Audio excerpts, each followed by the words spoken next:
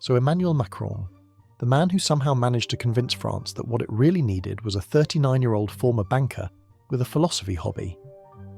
Today, we're going to take a serious critical look at his personality. Not his policies in detail, not his economics, but the actual traits, habits, and contradictions that make him who he is.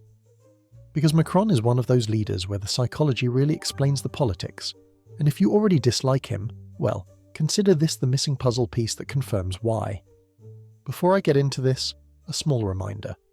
If you enjoy these deep dives into the minds of powerful people, subscribe to the channel and let me know in the comments who else deserves a personality dissection. Let's start with the basics. Emmanuel Jean-Michel Frédéric Macron was born December 21, 1977, in Amiens, northern France.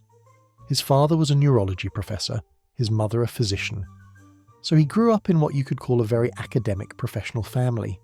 Not wealth beyond imagination, but solidly upper middle class. The kind of family where expectations were high and mediocrity was not an option. And from the beginning, Macron was not average. He was that overachieving student, always brilliant, always curious. By adolescence, he was already obsessed with philosophy and literature. While other teenagers were figuring out how to sneak out of the house, Macron was reportedly reading philosophy and writing essays. Which brings us to one of the most unusual and revealing facts of his life. At age 15, he met Brigitte Trogneux, his drama teacher, 24 years older than him. He fell in love, declared as a teenager that one day he would marry her. To most people, this looks either reckless or delusional, but Macron actually followed through. They married in 2007, and they remain together to this day. Now, why is this relevant? Because it shows us something very deep about his personality. Macron does not just have ambition, he has obsession. When he sees a goal, no matter how improbable or inappropriate, he locks onto it. It's not a crush, it's not a whim, it's destiny in his own mind. That tells us about determination, but also about a refusal to accept normal boundaries. He doesn't hear no as a rejection, he hears it as a challenge. Fast forward to his career. After studying philosophy and then public administration at the École Nationale d'Administration, the elite training ground for French leaders, Macron entered the world of high finance. At Rothschild and C, he became a millionaire through his role in the Nestlé-Pfizer baby food deal. This experience matters because it shaped his mindset. Banking is about abstract numbers, huge transactions, strategy detached from everyday life, and Macron absorbed this way of thinking. Later, as president, you can see it. Decisions made as if France were a company, citizens treated like statistics. His transition into politics was rapid. First serving as a deputy secretary in François Hollande's government, then as Minister of the Economy. In 2016, he founded his own political movement, En Marche, presenting himself as a centrist alternative to the left and right. And then, of course, there is the elephant in the room, or should I say, the drama classroom. Macron famously began his relationship with Brigitte when he was just 15, and she was his 40-year-old teacher, married with 3 children. He even declared to her at that age, "I will marry you one day." Most teenagers can't even commit to a hairstyle for more than 2 weeks, but young Emmanuel was already plotting lifelong vows. She eventually divorced her husband, and in 2007 they married. For critics, this episode is not only controversial but also revealing. It shows a mix of adolescent obsession, romantic idealization, and a kind of relentless determination that borders on fixation. Some people see it as evidence of precocious maturity. Others see blurred boundaries that were never fully addressed.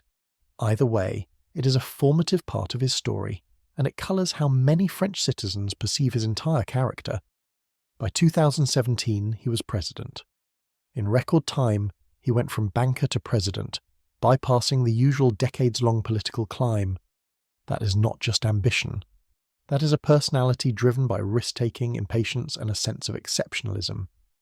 Macron did not want to play the long game. He wanted to create his own shortcut to power, and he did. Now let's analyse the traits. First, intellectual arrogance.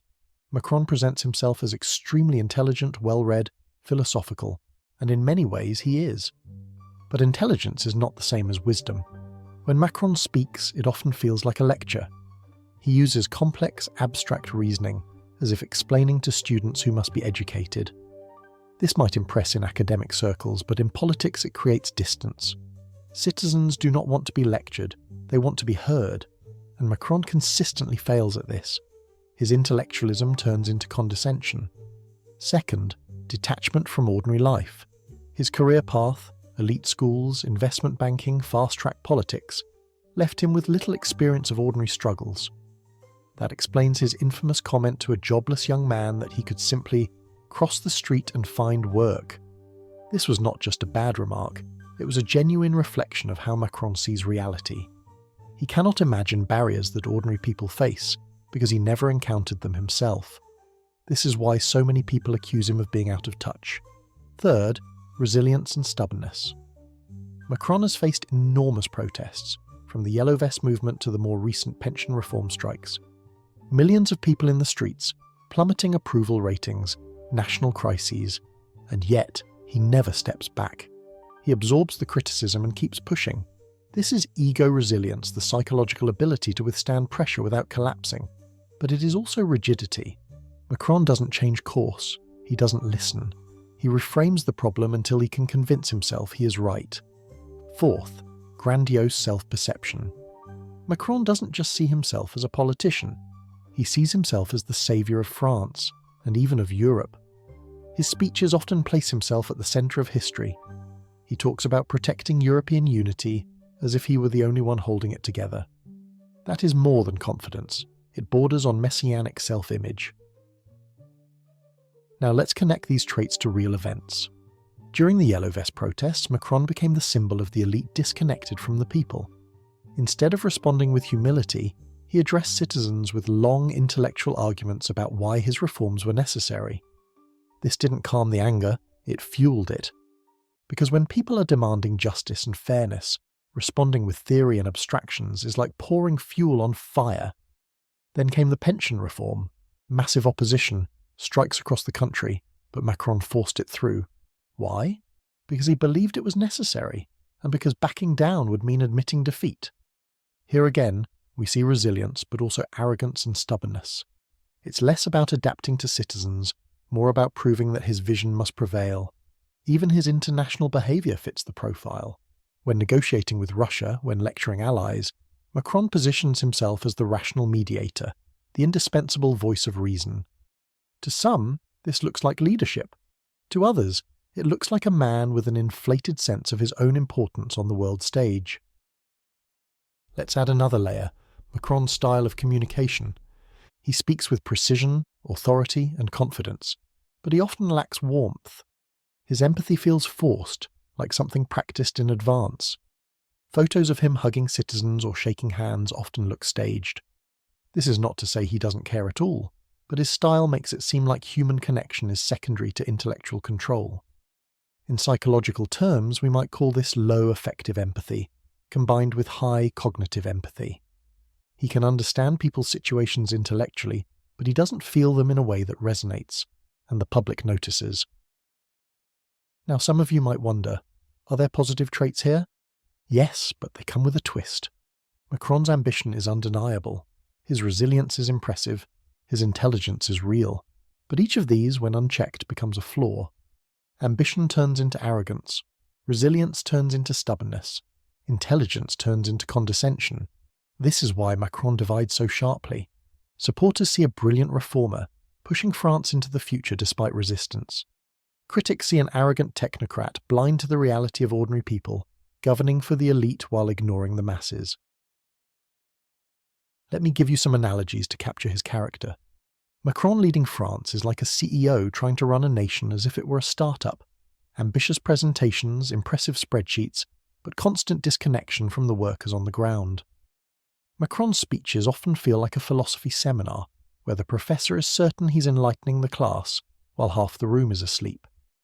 His leadership style is like an immovable statue, firm, confident, and impossible to ignore, but also unyielding and cold, and his personal resilience is like a wall, strong, solid, unbreakable, but walls don't listen, they block. So what is the final personality profile of Emmanuel Macron? He is a determined overachiever, shaped by an elite environment, whose life story convinced him that he can overcome any obstacle by sheer willpower. He is intellectually brilliant but socially distant. He is resilient but stubborn. He is ambitious but self-centered. He sees himself as a historic figure, a saviour, a man destined to carry France and Europe forward. And that conviction makes him blind to criticism, deaf to protest, and resistant to humility. In the end, Macron is not just disliked because of his policies. He's also disliked because of who he is, or at least how he presents himself. A leader who appears to rule from above rather than alongside. A man who always explains but never truly listens. And a president who cannot hide the fact that he believes he is the smartest man in the room.